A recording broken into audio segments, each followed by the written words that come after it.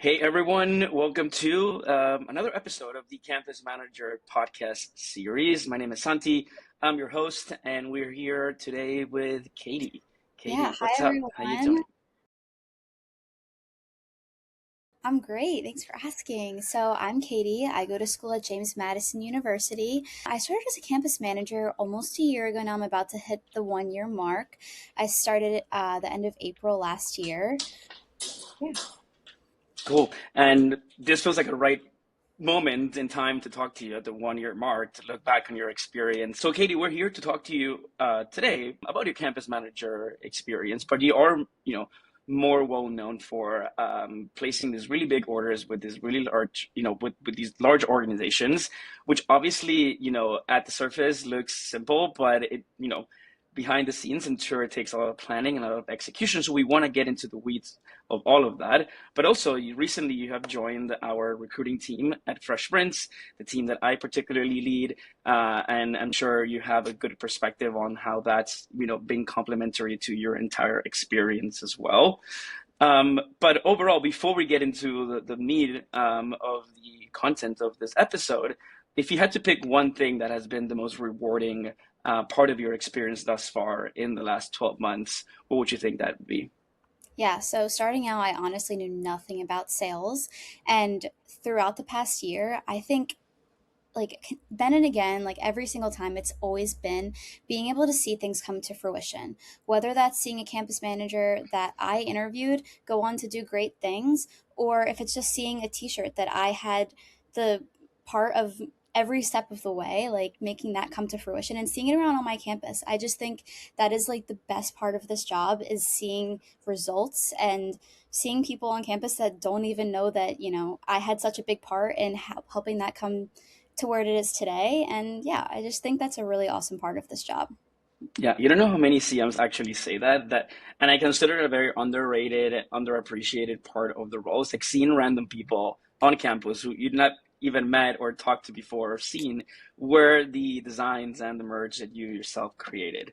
That must feel pretty cool, and I'm glad that you've been able to experience that part of the role. But moving on more specifically to your $20,000 orders that you're known for, okay? You before we get into what it means to actually execute on that, the actual details of it, what does it take to build a relationship with an organization to get to that level where they trust you with such a big project? Honestly, I think it's being their friend. You want to show them that you're showing up for them then and again, no matter what the situation is. If they text you at 11 p.m., if they text you at 8 in the morning, you're there for them. You're their right-hand man throughout their entire journey of ordering merch, whether it's the beginning of the creation or when the order's placed. So really building that trust with your client, I think, is the most important part of having them trust you with their order in general, and seeing that all come together in the end. At the beginning, there is no trust, right? Mhm. But like, when do you start to notice that the trust is building up? What are some of the telltale signs that you've noticed from your clients that you are convincing them of things and you're moving the ball in the right direction? Yeah. So one thing I do is I try to take out my clients for coffee. Take them out for Okay. coffee or lunch or something. Just talk. Ask them about themselves. Really get them on a personal level because I do care. I care on them for a personal level and a professional level. And then once they are starting to loosen up a little bit, really just like ease into the conversation, I can tell then. And then right after that coffee date or lunch, I normally like text them and I'm like, I'm really happy that we were able to meet today. Like, I really appreciate you taking the time out of your day. And the response is always so appreciative. I can see a shift in the way they're texting me from before that coffee date till after by like a million. And like 99% of the time, if I'm able to get a client to get coffee with me, they are on board for like life after that. What do you think that is? Because like I think people underestimate the power and the influence that like face-to-face interactions have, especially in this day and age. What do you think the reason is for someone to trust you a lot more once you meet face to face with them? What are the things that you discuss there that make a difference in the relationship? Yeah, I think part of it, there's such a disconnect. Just texting or even a Google Meet is better than texting, something like that. But when you're just texting a client, they don't know what you look like. They don't know if you even go to their school. Like you could be some random person. But I think that them being able to connect with you on a student level and like on an Hmm. interpersonal level, like, oh my gosh, you know this person, like having all those types of connections and like real life, activities that like you guys might overlap in, I feel Hmm. like that makes them ease up and just get overall comfortable with you. Then they like gain that trust after that. I think the most important part is getting them on that friend level, and then they feel a lot more comfortable around you in general, which is something you can't really build when you're texting them. Hmm. Yeah, word on that. And I'm wondering because you mentioned earlier that you didn't know anything about sales when you accepted the role. I'm wondering, like, do you consider yourself like a salesy person? Because like I think a lot of people assume, right, that our campus managers are all these sales driven people that can convince anyone of anything. But ultimately, I don't know, maybe I'm assuming things, but you don't come off to me as like this very salesy person, right? Like, what is your approach in these meetings, and what do you think is your secret sauce to, establishing those relationships? Yeah, I think you would have to see me in action to really understand, but I would say I am very sales inclined. And at first, when Okay. I first started out, I did not think I was going to have a knack for it, but I ended Mm, up getting an internship this summer involving sales to do on top of Fresh Prince, which is I'm really excited about. But Fresh Prince made me realize I enjoy sales and that I'm really good at it. And I think the way that I do it is I think it's just being confident. I think having full mhm. confidence in yourself and what you're able to do is going to make your client trust you because they're like, "Oh my gosh, she's so confident. She's going to make sure that this order gets done perfectly." For sure. And what does it take to build that confidence? Because it doesn't come easily, I'm Definitely sure. not. Did you have it at the beginning, and what did you work on specifically to build it up over time? Yeah, I definitely did not have it in the beginning. It's something you have to build over time, and I think that your BDM is actually a really great place to get some of that confidence built up from. There were times where I was feeling so like negative about what was going on, and I think my BDM really just helped me internalize and figure out that it's not just like all on me, and there's going to be people who aren't going to be willing to work with you, but you really have to just come out on top. Now that we have mentioned your VDM, let's put a name to it. Jack January. Yeah. Shout out to Jack. You spoke about it in general terms, but specifically, what did Jack do early on to instill that confidence in you? Yeah. So one of my first orders was also not collegiate. It was through another company. And I messed up something because I didn't really understand. And my client kind of flipped out on me. And it was rightfully so. Like, I don't blame her at all. But I got on a call with Jack and I'm like crying and I'm like, oh my God, like, I don't know what I'm going to do. And he was like, hey, chill out, you're fine, let's figure this out and move on. And I think that kind of just mellowed me out because he knew, like, sometimes that's just how it goes, especially when you're first starting out. But once you start to gain that confidence and like you hear that no one's really mad at you, he was like, realistically, it does not matter that much, like it will get figured out, it'll be just fine. So I think that having that support can really help you out in so many ways. Yeah, and that is the role of the BDM, right? Someone who has been in your shoes, not even that long ago, maybe in a semester ago, in Jack's case, because Jack is a recent graduate. Yeah. Um, and, I think it's important perspective to understand that it's not always positive, right? That you're going to have falls, and it's about how you get back up from those falls. I think just the process and the experience of going through an issue like that and problem solving ultimately is what builds confidence over time as well, because you aren't afraid of messing up, right? Hmm. Next Yeah. time you are in the verge of messing up, you're like, well, if this happens, I think I'm going to be able to figure that out. Correct? Do you feel that way at this point? Yeah, I definitely do. I think that without having that support system, I don't know if I would still be in this role, and I don't know if I would be as successful as I am today. Well, I know I would not be, but it really is a nice, comforting thing to have that support level. Yeah. Did you ever doubt that you were cut out for this? Were you like ever close to like leaving the role? I would say I was never close to leaving it. There were definitely times where I was like, maybe this is just not for me. But I'm definitely not a quitter. And I think during those times, the biggest thing I had to internalize was like, just because I'm having a bad day or just because I'm hearing no from this person does not mean that tomorrow isn't going to be better. And I feel like every time I felt so down about something that happened, the next day I made a crazy sale or like something amazing happened, that kind of made me like feel like I really cannot like let that get to me, because every no that you get is honestly just one no closer to a yes. And that is just the way you really have to internalize it. Like, there are going to be times when you get down, and that's with any sales job, but I think it's tough because we're all college students and you're hearing no's from people who are your peers.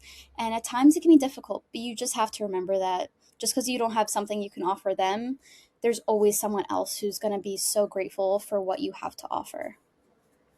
Love that.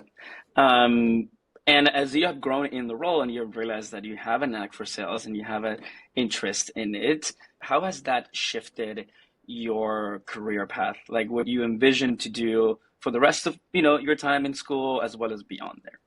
Yeah, I literally am planning out. I'm a junior right now, so I'm planning out like recruitment orders for next year already in my head.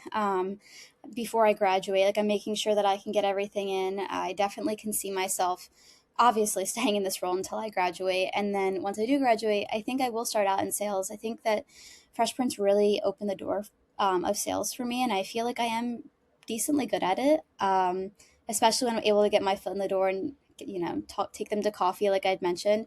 So I think that continuing in that, I don't know what I'd be selling, but I do think that sales really is something that I'm good at. Yeah, and what an amazing realization to have like this early in your life, right? Like, okay, I kind of found my calling. This is what I want to do, at least for the foreseeable future, and that's very exciting to hear. I'm very happy for you, Katie. But aside from being a campus manager at Fresh Prince, you've also joined the recruiting team, okay, which is the team that obviously recruits campus managers, but also as part of it, we train them as well. Talk to us about what you do as a recruiter at Fresh Prince and overall how's that experience been and how has it complemented what you've done as a campus manager? Yeah, for sure. Okay, so I started back in September interviewing candidates to be campus managers. Basically, I'll take them in on the call. It's changed a little bit since September, but for the most part, we are asking them really deep questions about themselves, answering questions that they have because, they're curious as well. And recently, I've been also hosting group calls where I'm explaining the role to between like 10 to 20 people and telling them what it's like to be a campus manager, telling them a little bit about Fresh Prince. I really do enjoy doing those. It's super cool to like really inform everyone and be able to share my own experience. And then from there, they're able to sign up for one-on-one interviews, which I'm still hosting those as well. And during that time, I really just love connecting with the people. It's so awesome. And I really think that it almost makes me a better campus manager in a way, just because I'm seeing all these people with different perspectives. They're giving me ideas of how they're going to start out being a campus manager. And I'm like, you know what? That's a really good perspective. Like, I feel like I could apply that in my life because you're meeting all these people from all over the country, which is so amazing. And, Mhm. I feel like I learn a lot every single day with that. Yeah. Ladies and gentlemen, Katie, the jack of all trades at Fresh Prince. She's doing it all. She's doing one-on-one calls, she's doing sales, she's doing group calls. On these group calls specifically, because I know you started a little recently on that. What is your goal for these calls? What do you try to convey to these candidates on these calls? And how has the experience itself of being a CM helped you be able to convey those points clearly? Yeah, I really just want these people to understand how amazing of an opportunity that being a campus manager is, because they've never really heard about it. And it's my job to show them how great it is and how rewarding it is. And I also have to kind of do that without trying to sound biased. So I Mm, really have to give them my own perspective and my own experience and how it's translated into my real life as well. And like the perks that I've gotten apart from just being a campus manager, like outside of that.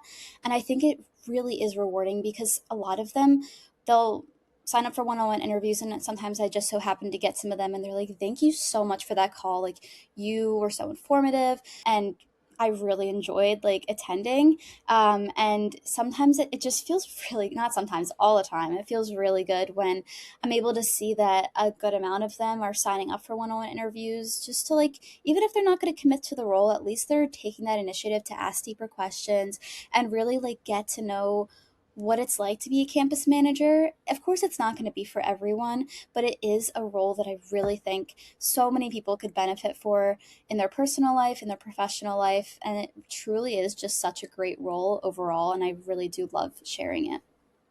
Yeah, and just actually enjoying the role and the experience that you've had. I'm sure it makes your messaging feel very organic and natural, and not forced and salesy, as we spoke about a little earlier. But that's awesome that you do get to see these people one on one as well after you have hosted that group call with Yeah. them. Katie, moving on to the we want you to really give advice to the people who are out there listening to this. It could be a campus manager who's struggling early on or is intimidated by the idea of these big orders that you have talked about, but also someone who's just interested in the position and feels really intimidated to be handled the keys to an operation and a business and having to put their name out there. What would you say to those people who are feeling intimidated right now? Yeah, for sure. Honestly, I was in your same shoes when I was first starting out. It was hard for me at first. I was nervous to reach out to all these types of people. I was worried that they were going to judge me. I was concerned that people were going to think I was weird. And then like it kind of clicked after a couple weeks of reaching out to people when I started getting like really good responses from certain organizations, and I was like, "Hold on. This could literally be like the best thing to happen because I could make this part of like my identity in college." And not Mm, in even like a weird way. Like people see me around campus and they're so excited. They're like, "Oh my gosh, you helped out my organization with our merch order. That is so cool. Like you made a really cool design, and I heard that all of everything that happened was so smooth and amazing. Do you think that you could do merch for this other club that I'm in?" That is kind of how it looks after a little bit. And I know at first it might be a little bit scary, but over time, it is such a rewarding experience that you kind of just have to take that leap. Like you're in college, you're only here for 4 years, maybe five, and you really just have to hone in on those things that are going to make you happy and make you really just expanding your network, your connections, and really your resume as well. This is such a great professional opportunity as well. And I think that Fresh Prince is the perfect job to round you out in all aspects, went from social to professional to really everything. So my biggest piece of advice is just to take the leap. And it may be scary. I was definitely scared. I'm still scared sometimes, but you're building that confidence over time, and it's really going to reflect and build as you spend your time as a campus manager throughout your entire journey in your college career. yeah, and I think it's great words of advice to someone who is listening out there, to you who's been in the role for about a year or so, saying like, hey, I'm still scared sometimes. Like it's normal. Yeah. It's about facing those fears and overcoming them. But before we were on air, Katie, you mentioned something about procrastination that I think we want to get a little bit more into detail about. You mentioned that you were a huge procrastinator, a pretty terrible time manager before you got into this role. How quickly did you realize that you had to change that in order to find success as a CM? And how did you do it really? Yeah, definitely. What I was saying before we went on is that I was starting assignments at 11:50 and they were due at 11:59 p.m. So, if you relate to that, I promise you don't be scared away and think that this role is not for you just because it is a decent time commitment. It's honestly something that's going to help you build on your time management skills. Not only do they go over it in training, but also in general every day you're going to find yourself wanting to organize yourself better. And I feel like it's a big switch going from high school to college, and then once you go into the like professional world, no matter what your profession is going to be, you're going to have to be organized whether you like it or not.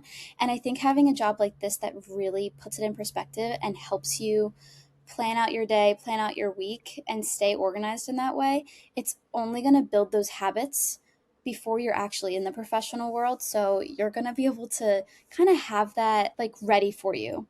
And if you start that in college, you are not going to be like some of the people who are, maybe living at home or maybe, just figuring out their way.